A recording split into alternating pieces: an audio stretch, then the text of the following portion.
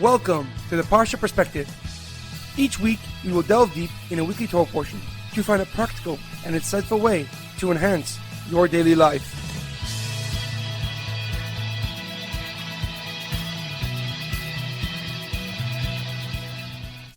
Thank you for tuning in. My name is Rabbi Shalom Yemini, and each week we will look into the weekly Torah portion to find practical and insightful ways to enhance your daily life. This week's Parsha Perspective is in memory of Shlomo ben Edward and Edward ben Efraim. May their souls be uplifted and their memories be a blessing. This week's Parsha Perspective is in honor of the complete and speedy recovery of Shaul ben Berta, Sasson ben Batia, and Yirachmiel ben Tova Basha. May they have a complete and speedy recovery. This week's Torah portion is Parshas Shelach. Our Parsha begins with the story of the spies' reconnaissance of Eretz Yisrael, the land of Israel. The Jewish people lacked faith in what God had told them about the land. So they asked Moshe if they can send spies to study Israel and report back their findings.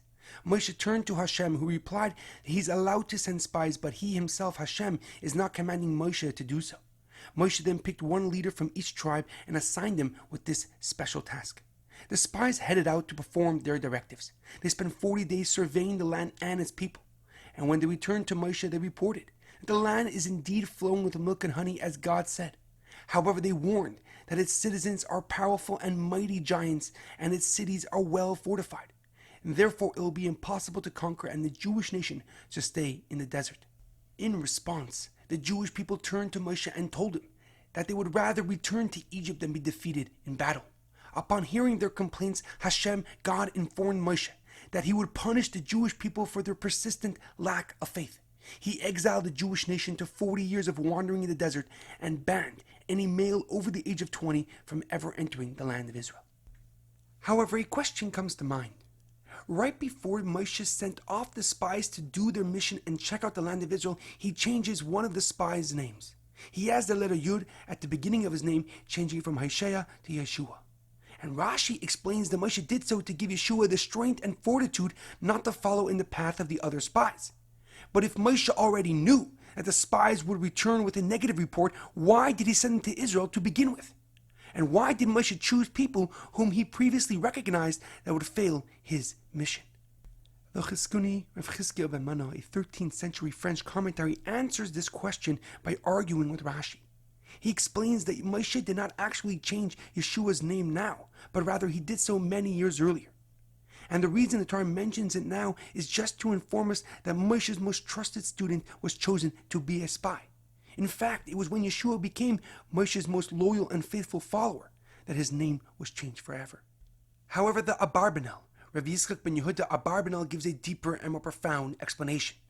He agrees with Rashi's understanding and rationale of why Moshe changes Yeshua's name.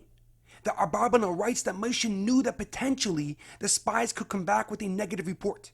In fact, says the Abarbanel, he understood that it was a great possibility that the spies would return with an unfavorable and cynical description of the land. And therefore he added to Yeshua's name to bestow upon him extra resilience and courage to disagree and differ from the other spies. Yet nevertheless, Moshe hoped that by choosing 12 immensely righteous tribal leaders, that they would ultimately pick the correct and true account of the land of Israel.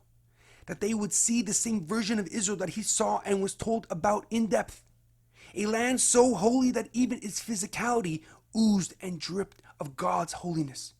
A country that was promised and given to the descendants of people who gave everything to God.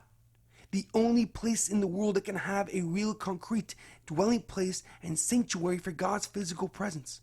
As Moshe told the spies their mission before they left. Re'isem es haaretz mahi. And you shall see the land for what it is, a divine gift from God for a Jewish kingdom, the holiest of all lands. In our daily life, it is imperative that we understand that the point of seeking knowledge and information is to directly modify and transform our actions.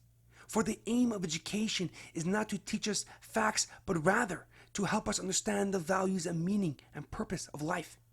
And therefore, the more we align our conduct with our intelligence, the closer we are to achieving real and permanent success. There is an amazing quote that I once heard.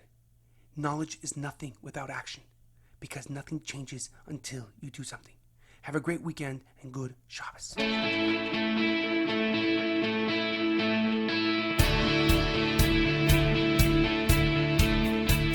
Thank you for tuning in to the Parsha Perspective. Check out our website, theparshaperspective.com. Send thoughts and comments to theparshaperspective@gmail.com. Till next time, thanks for listening.